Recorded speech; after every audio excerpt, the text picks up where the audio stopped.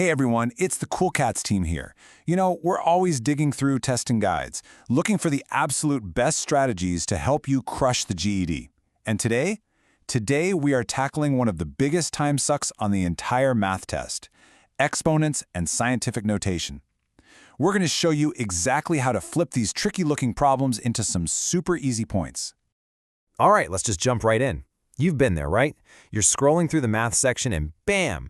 You hit a question that's just loaded with exponents and scientific notation. It feels like hitting a brick wall. I mean, it looks so complicated, like it was put there just to slow you down. And honestly, a lot of people get stuck right here. But that is all about to change for you. For real. Because today we're pulling back the curtain on a strategy we call Power Move 10. And it's all built around this idea right here. Tiny keys, huge time saver. This is all about one little key on your calculator that becomes an absolute game changer. I'm not talking about just a little tip. This is a total shift in how you see these problems. It's going to turn confusion into your secret weapon for finishing that math test way faster and with a lot more accuracy. Okay, so let's build this thing from the ground up. Before we even think about touching that calculator, we got to understand the why behind the shortcuts. You know, getting these 3 power rules down cold, that's the foundation. That's what's going to make the calculator actually work for you, not against you. First up is the multiplication rule. This one's a classic. You've probably seen it before. It's simple. If the big number, the base, is the same, all you do is add the little numbers up top. You know, the exponents. This rule is all about speed. It lets you combine things super efficiently so you don't get stuck doing a bunch of crazy calculations. And check this out. Here's how that rule works perfectly with scientific notation. It's just a simple 2-step deal. First, you multiply the numbers out front. So 3 times 2, that's 6. Easy. Then you use our rule on the powers of 10. Just add the exponents. 4 plus 3 gets you 7. And that's it. See? So clean, so fast. All right, rule number 2. Now, this one might look a little more complicated, but trust me, it's just as easy. Whenever you see parentheses set up like this, with one exponent inside and another one outside, you just multiply them together. That's the secret. And this is a huge skill for some of those trickier multi-step problems you're going to find on the GED. And now for the one that gets everybody, the negative exponents. Seriously, so many people get tripped up by this. But don't you let it fool you. A negative sign up there in the exponent does not mean the number itself is negative. No way. All it means is flip it. Just think flip it. You pop a 1 on top and you move the whole thing, the base and its now positive exponent, down to the bottom. That's the whole trick. Okay, let's actually see this rule in action, right? So 5 to the negative 2. What do? We flip it. That gives us 1 over 5 to the positive 2.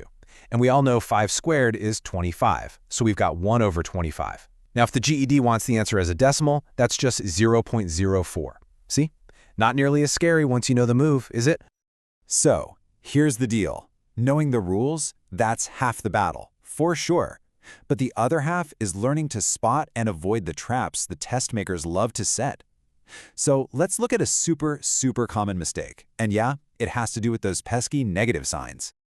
Okay, you really want to pay close attention here because this is a guaranteed point saver. On the left, with the parentheses, you're squaring the whole thing, the entire negative 3. And what's a negative times a negative? It's a positive. So you get positive 9. But look on the right. Without the parentheses, the order of operations kicks in. It tells you to do the exponent first, so 3 times 3 is 9. And then you tack on that negative sign at the end. It's such a tiny detail. But look, you get a completely different answer. Huge trap. All right, so you've got the rules down and you know the biggest trap to watch out for. Now, it's time to bring in our secret weapon, the tool that puts all of this on autopilot. This, my friends, is where we go from just knowing the math to absolutely mastering this part of the test. And here it is, the TI-30XS. This specific calculator isn't just allowed on the GED, it's basically the expected tool. The test is designed with it in mind. There are problems on there that are a total pain to do by hand. But with this calculator, they take seconds. So knowing how to use its functions isn't just a good idea, it's a core part of your strategy. Okay, this slide right here, this is your whole game plan. Let's walk through it. First things first, you gotta find that special scientific notation key. On the TI-30XS, it's that little times 10 to the n button. Sometimes on other calculators, it might just say EE. That's your tiny key, your time saver. Step 2, you just punch in your numbers. So for 6.0 times 10 to the 7th, You type 6.0, hit that special key, and then just type 7. That is it. You don't need all those extra parentheses or multiplication signs. And finally, this part is so good. See that toggle key with the 2 arrows? Let's say your answer pops up as a fraction, but all your choices are decimals. Well, you just hit that one button and bam, it converts it instantly for you. This is how you save a massive, massive amount of time. And let me be super clear about this. Using these calculator functions, it is not cheating. It's not some sneaky shortcut. It is the strategy. This is how you play the game.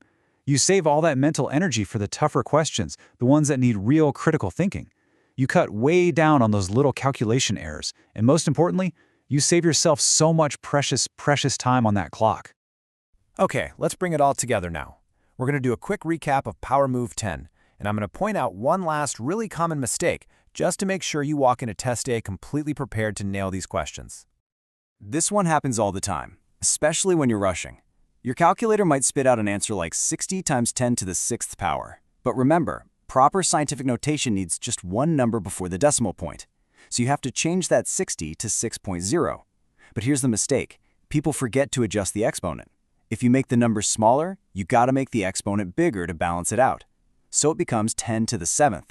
It's a quick fix, but you have to remember to do it. Always, always double check your decimal and your exponent. So there you have it. This is your new game plan, your Power Move 10 checklist. 1. Know those 3 power rules. 2. Be paranoid, in a good way, about parentheses with negatives. 3. Become best friends with that scientific notation key on your TI-30XS. And 4. Always give your final answer a quick double check. You mastered these 4 points, and I'm telling you, you will take control of these questions. You'll bank all that extra time for the rest of the test. All right, so now it's your turn. We want to hear from you. Which part of this power move was the biggest aha moment for you? Was it the negative exponent rule that finally clicked, or maybe spotting that sneaky parenthesis trap? Or was it just realizing how much of a powerhouse that tiny little key on your calculator actually is? Go ahead and drop a comment below. Let us know what your big aha moment was. Or maybe tell us about a question you've struggled with that uses these skills. If this explainer helped you out, do us a favor and hit that like button. And, of course, make sure you subscribe to the Cool Cats team because we've got a lot more power moves coming your way to help you ace the GED. We'll see you in the next one.